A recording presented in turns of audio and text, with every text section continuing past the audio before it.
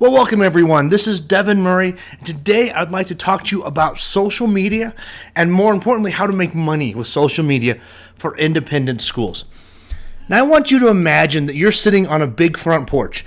I have one of these and I used to have one of these as a kid. You know, one of those ones where you can fit some chairs outside and you can sit outside and relax.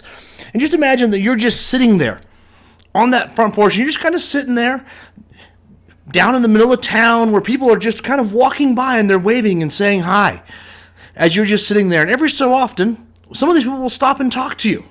A friend or a neighbor will walk by and, hey, Devin, how's it going? Hey, Jim, it's going great. Come on up. You know, sometimes you'll have a soda or a lemonade or maybe even a little glass of wine or something. But people will sit and stop and talk. It wasn't their plan to come by, but they were walking by.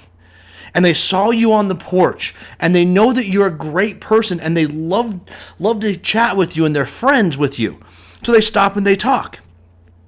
Well, social media is that front porch. And if you think about social media as that front porch, you're really going to have a leg up on understanding how it goes. Because when people stop by and they talk to you, they don't want to be sold right away. They want to know what's happening. They want to know what's funny. They want to know what's interesting. You know, they want to hear my story about when I had monkeys in the cockpit of my airplane flying out over the Amazon. They want to hear what I read in the paper, something new that I learned, or a funny story that happened to me during the last couple days. That's what people are stopping by my front porch for. That's what people are stopping by social media for. Now, which always brings up the question, can you sell from the front porch? And yes, you obviously can, but you can't do it right off the way. You can't just be standing there screaming, come enroll in my school, come enroll in my school. That's not going to work from your front porch. That would just make you the weird old person on the front porch, and everyone would go around another block to avoid walking by your street. You don't want to be that person. But how you sell then is by adding value and engaging people, by being fun and entertaining and helpful. That's what people want on that front porch. That's what people want out of social media. So your whole point of being in social media in any way, shape, or form is to be entertaining, adding value to people's lives, and engaging them, letting them talk about themselves, letting them become better people. That's what it is all about. And really, that right there is social media in a nutshell. But now let's get down to some nuts and bolts of social media and how it works and how to make it work for us. So basically what's happening right now with our digital age is that we're actually reverting back to a style that we used to previously communicate.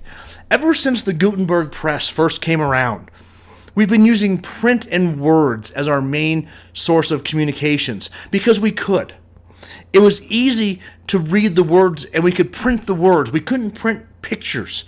That took too much time, but we could take the letters and print a book so much faster. And then even when the first internet came out, it was still unbelievably slow. So all that we could do is we could transmit characters, letters, words, numbers.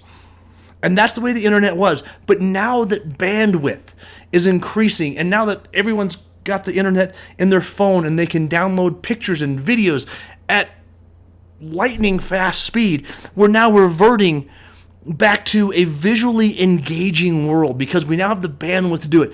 And this is really how humans were designed and how we like to perceive information. It's our natural source. We're not natural readers. We read because it's what we can do, because it's how we've been taught. But for millions of years, none of us read. Everything was done visually. And so we're all reverting back to that natural instinct. And social media is catching up on this. Back in the beginning of MySpace and even in the beginning of Facebook 5 years ago, most everything on Facebook was text. Now, Facebook, almost every post has a picture to go with it. Instagram, which is owned by Facebook, right? It's all about the pictures and nothing but the pictures. So we now need to start engaging people visually. And we need to do this with providing information graphically. help educate people and provide even stuff that we would normally write out like a letter. How to get ready for going back to school. How to use an apostrophe. We don't write that out anymore. We provide it graphically in a visual context. Even the old 5-second rule, how long is it safe for the food to be on the ground? We now do that in a visually engaging setup versus putting it in writing. Even quotes now, all of those need to be visually stimulating and visually engaging. Whereas a couple years ago, yes, you could do the Michael Jordan quote and just have it on your page with quotes around it and by Michael Jordan. Now it's got to be graphically stimulating and visually engaging. That's how people now communicate. It also means now that you must be able to show your USP. What is that unique selling proposition? What makes you different than every other option out there? And why should people be engaging with your school? You can't just do it in words and in type. You have to show it visually with pictures and images and graphics, showing people how you are different than everyone else, how you're getting kids ready for college, how you're a safe environment, how your teachers are engaging one-on-one with people. You need to show that visually. You also need to show visually why you. Why are you the best choice? Why should they do business with you? Answer that question, but you can't just do it in writing. You can't just show now in type, we are the best school. No, you need to show that and show people visually, because that's how they're going to interpret it, and that's how they're going to engage with you. You also need to be able to show your personality visually.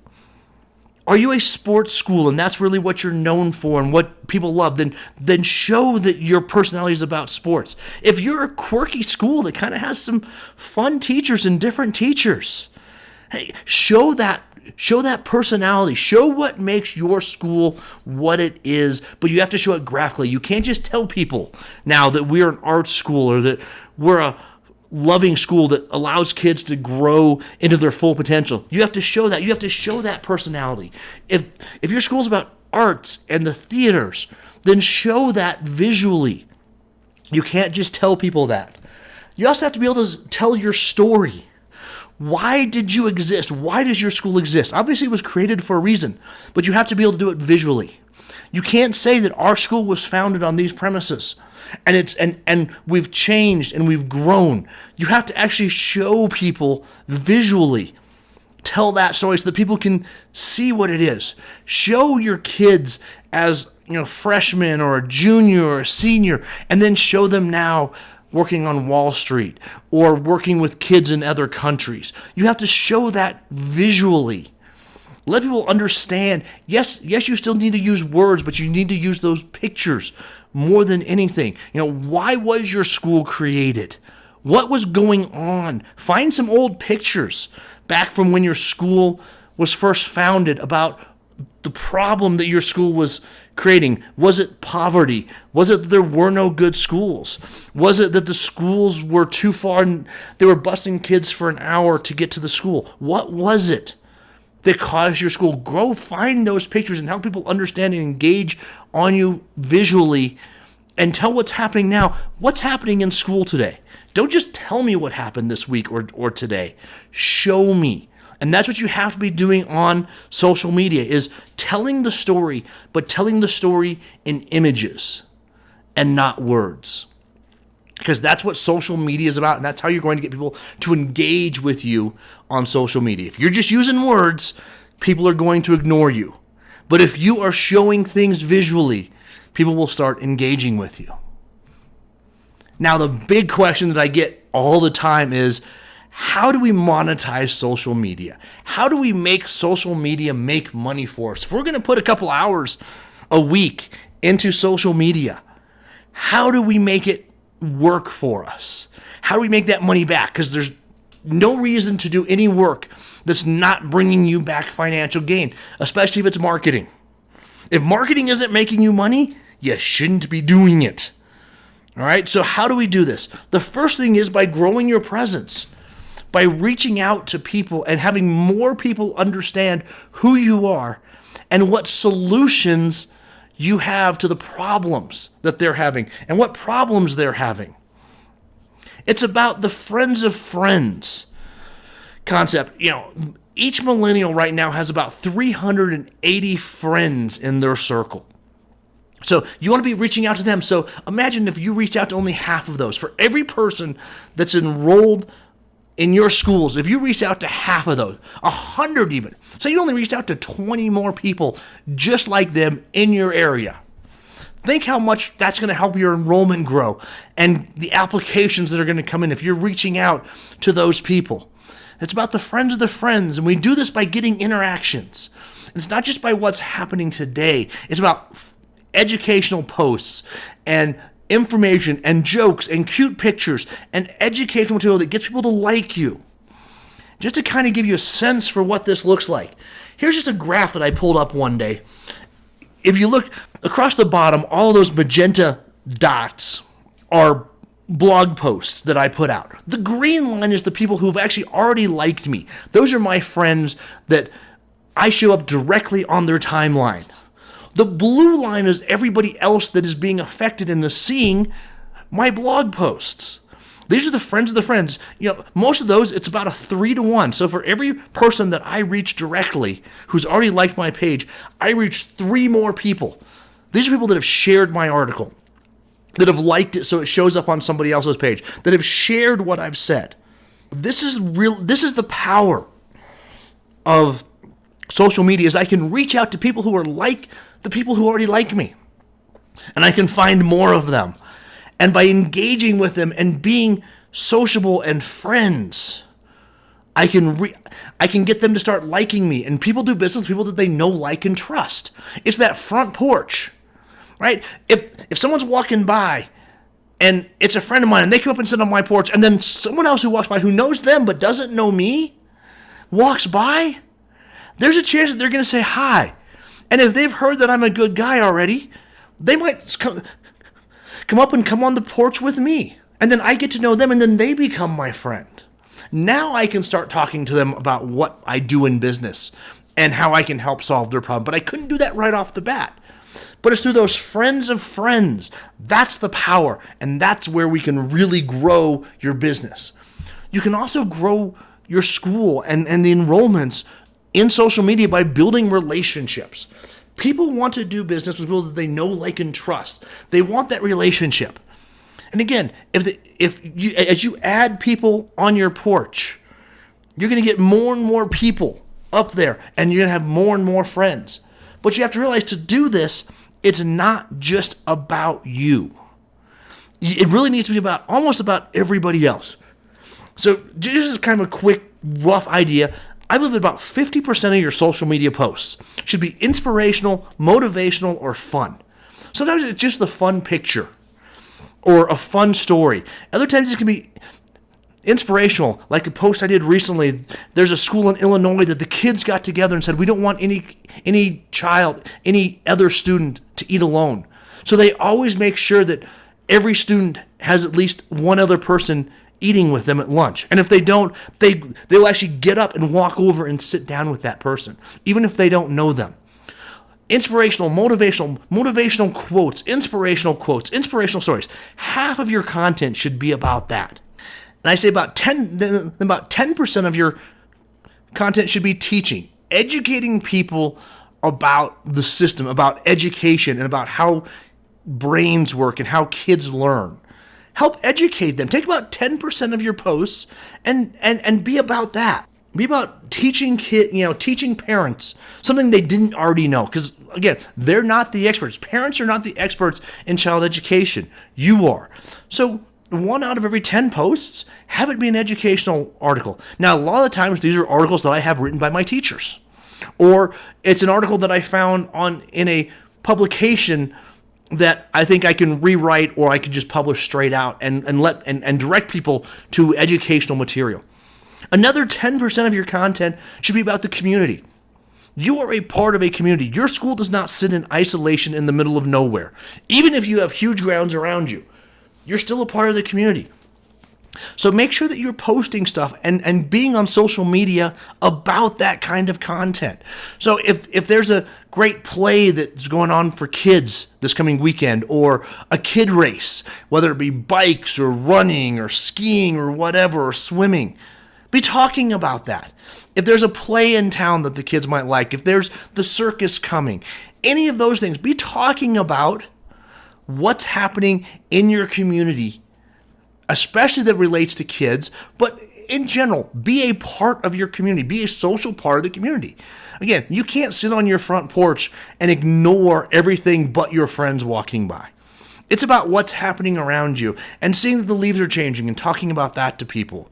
It's about talking about the new road that's going in and how that might affect stuff and how kids' safety can be changed by that. So that's community. You also want to be spending 10, 15% of your time talking about your services and actually selling. There's nothing wrong if you're doing it right and you're providing value to people to be talking about your services. And hey, put up on social media. You know what? Enrollment's coming up. Why don't you pick up your enrollment form? It's that time of year again to be thinking about that. It's time to get new uniforms. Any of those things. It's time to start thinking about summer camps and summer schools. There's nothing wrong with putting that out there as long as you're being sociable and helpful. But you can still put it out there. And I say about 15% of the time you need to be doing that. And then about 15% of the time be talking about your school. Be talking about you. This is time that I talk about what the values of the school are. Why is the school around? A lot of times I'll do teacher profiles here. This is because people want to know about your school, and teachers and the quality of your teachers is one of the biggest things that get people to come to independent schools. So we need to make sure that we are helping people understand that. But we don't want to be doing that every single day. Isn't about what we did at school today and what happened this week on campus. And here's our teachers. Really only about 15% of our time should be devoted to that. So, one post a week, maybe 2 posts a week at most about what's happening, provided you're doing all the other content. So another way to be growing enrollment with social media is simply by list building. You can get people to simply like your page. Once someone has engaged with your page and liked it, we can reach back out to them when it's time. There's things that we can do. We can post on our timeline. If people are following our timeline, people will see that. So we can build a list that way. We can also build a list by getting people's email addresses in exchange for something of value.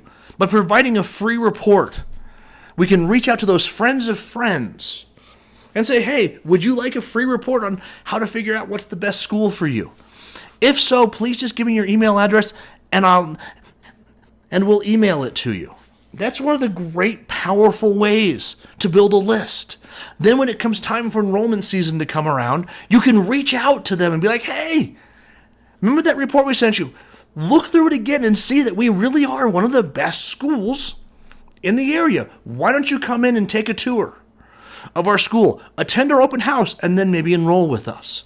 It's a great way to build a list, and is by offering what we call lead magnets. Something that people really want in exchange for something else. Another powerful thing that we can do is what's known as retargeting. And this is a little bit weird sometimes if you think about it, but just don't. It's a great and powerful way. And basically, I can take someone that shows up to our website or any website that we control, including Facebook, and I can kind of target them and tag them, and then I can keep advertising to them as they go around the web. I can make sure that our ads show up on Facebook. Every time they come to Facebook, I can make sure that there's a sponsored ad from our school to people, telling them, especially in those enrollment seasons, I can make sure that my ad shows up to people when they're on CNN or the local news site. You know those ads that you see like on the local news or on CNN, or most of the blogs that we all go to have ads. That's how they pay for the content and how they pay to run the online portions. Well, I can run ads to someone that's come to my website by retargeting them. I can make sure that my ad stays there in front of them and not harassing them, but just slowly educating them and staying top of mind with them. I can even have my ads show up when people are playing online games and apps. So when they're playing Candy Crush and Words with Friends, I can have my ad be one of those ads that shows up to them. Think how powerful that is when they've talked to your school and they've learned something and they kind of like your page and they're thinking about enrolling with you. And then you show up on CNN, there's an article there, or there's an ad that looks a little bit like an article that educates them about how independent schools work. And then they're playing their games and there's a picture about how great and helpful you are and how you help them free up time. This is how you really get social media to work, is by being social and by being there and by being on that porch and helping people. And that's how we can monetize our social media. And if you do it right, really you're going to find that people are going to be basically begging you to come in and to enroll. People are going to want to be enrolled because they're seeing you as that great person on the front porch.